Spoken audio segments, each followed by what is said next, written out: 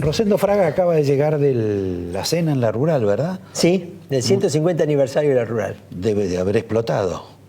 Sí, estaba lleno, sí. Macri.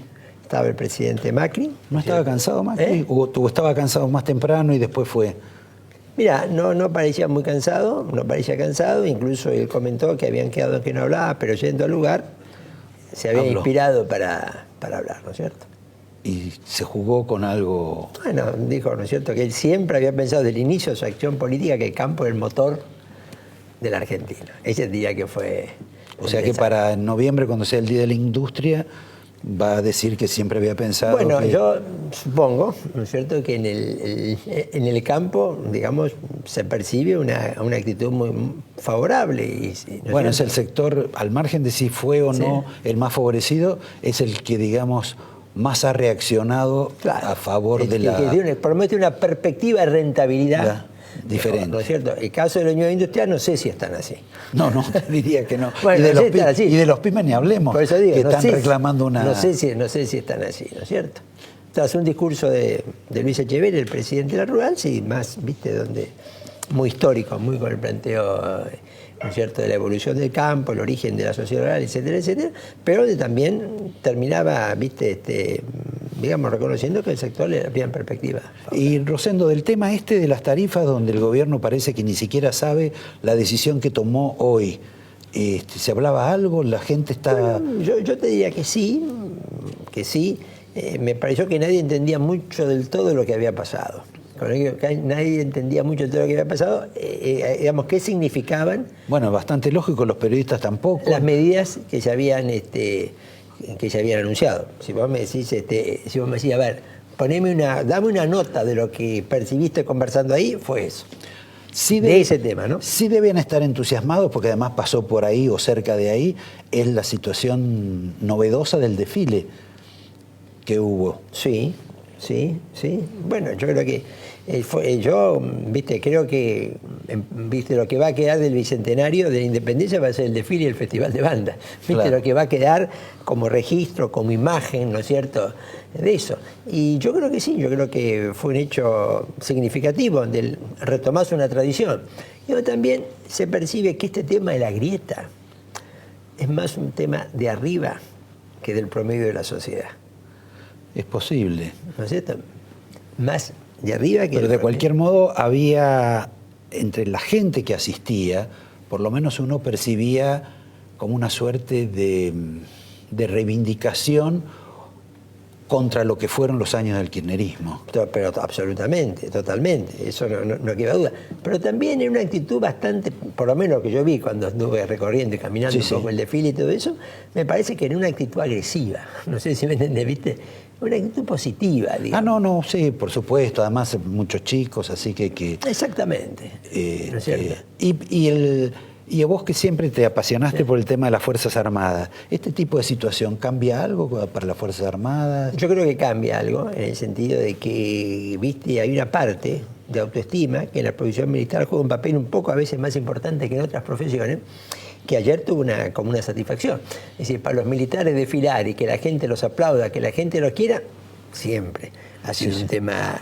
No solo a los militares, les gusta a todo el mundo. Está bien, absolutamente, pero en este caso. Y más porque venís de un periodo donde a los militares, en el relato del kirchnerismo, le tocó estar en la parte de los malos, claro, casi exclusivamente.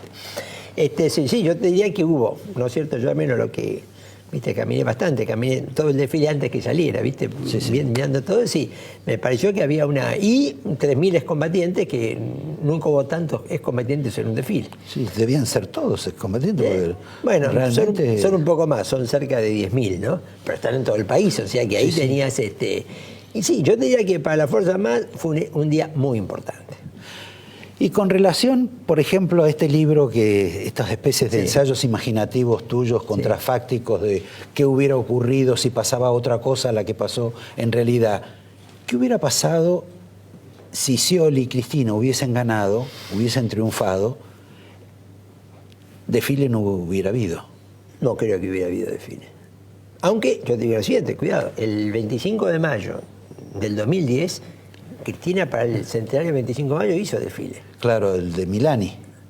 Pero ¿qué es lo que pasó? Todavía no era Milani jefe de Estado Mayor. Ah, él lo organizó. Estaba el general Pozzi como jefe de Estado Mayor. Pero vos fíjate lo siguiente, el desfile que se hizo en el 25 de mayo pasó casi desapercibido. ¿Vos te acordás de ese momento del 25 de mayo y el bicentenario, te acordás de Fuerza Bruta? Sí, claro. Digamos, las notas, así como en este bicentenario de Independencia, la nota fue el desfile y el Festival de Banda, si vos hacia atrás lo que quedó fue Fuerza Bruta. Es decir, el espectáculo. Creo que fue el desfile que se hizo para el 9 de julio, donde la gente tampoco tenía mucha perspectiva para ver nada. Fue casi un discurso vergonzante. Entonces, que no quedó ni significado ni simbolizado en ese momento. Y como vos, claro, uno, ¿no te parece? Uno recuerda el bicentenario del 25 de mayo y es la avenida 9 de julio lleno de kioscos de comida, claro. Todo eso, y de ver Fuerza Bruta escenificando la Revolución de Mayo. Antes de que me respondas, te hago la pregunta. Hablando del centenario, que era el de la avenida Presidente Figueroa Alcorta, ¿no? Sí, el presidente Figueroa Alcorta, el presidente cuando el centenario de la Revolución de Mayo, cuando el centenario del 9 de julio era Victorino de la Plaza. Ah, que había sido su vice. Después... había sido vice de Roque Peña, Victorino de la Plaza. Después tuvimos el sexticentenario con Frondizi. Se llama la Revolución de Mayo, exactamente. Que no se les ocurrió estar cansados para asistir a la ceremonia. Bueno, esto es otra historia, digamos. Hubo 2 desfiles. Bueno, 2 desfiles, ahora me lo contás, sí. Después de una pequeña pausa, volvemos con él, los desfiles, la Corte Suprema y Jorge Luis Borges, que a pesar de que yo soy amigo de hace muchos años, no sabía que era una fuente de consulta de Rosendo. En un minuto nomás. Le tocamos el corazón a Fraga con los desfiles. ¿Por qué razón? ¿Cómo fue el desfile del sexcentenario? Sí, que era presidente Frondizi. Sí. ¿No es cierto? Y bueno, hubo un desfile especial porque vinieron delegaciones de todos los colegios militares del continente americano. Delegaciones importantes, ¿no? Y bueno, hubo un desfile por la calle Florida. Primero un acto, ¿Por Florida? Claro. Que era donde originalmente antes se hacían los desfiles, en el siglo XIX y principio del siglo XX, ¿no? Pasaban frente a la Casa del Gobierno y después seguían por Florida y terminaban en la Plaza San Martín. Ese desfile, ¿no es cierto?, con todos los colegios militares que habían venido, delegaciones importantes, se hizo 2 días antes de la Revolución de Mayo. Primero Frondizi preside un acto en la Plaza de Mayo y se hace un desfile donde era antes tradicional. ¿Y tu papá qué tenía que ver? Era el director del colegio militar y fue el jefe de ese desfile. ¿Y tu abuelo qué tuvo que ver con el desfile del centenario? Fue el comandante del desfile del centenario, de 1916, del 9 de julio de 1916. Y en esa época se conocían más los nombres de los comandantes, porque ahora no se sabe quién es el comandante del ejército, ¿no? Bueno, yo también otro día, pues fíjate, el desfile de 1916, bueno, el comandante era mi abuelo, que era general de división. El comandante de la brigada de instituto era el coronel Agustín Pejusta, por ejemplo. Ah, mira vos. En 1916, después, viste, ¿no es cierto? Después, ministro de guerra posteriormente, ¿no es cierto? Después presidente. Entonces, el comandante era porque era director del colegio militar, justo. Entonces, ingeniero también. Ingeniero como Macri. Ingeniero civil como Macri, recibido en ese caso en la Universidad de Ciencias Exactas, Agustín Pejusta. Es el primer presidente ingeniero. Y que en este libro, perdón, sí. que tiene Fraga acá y que ustedes pueden llamar, escribir para obtenerlo, habla sobre qué hubiera ocurrido si hubiera vivido 2 años más. Claro, si justo no muere, que murió así, diríamos, sorpresivamente, en enero del 43, cuando él muere, ¿no es cierto? Si justo hubiera vivido 2 años más, probablemente hubiera sido electo presidente, porque se había transformado en el candidato de los proaliados en ese momento, ¿no es cierto?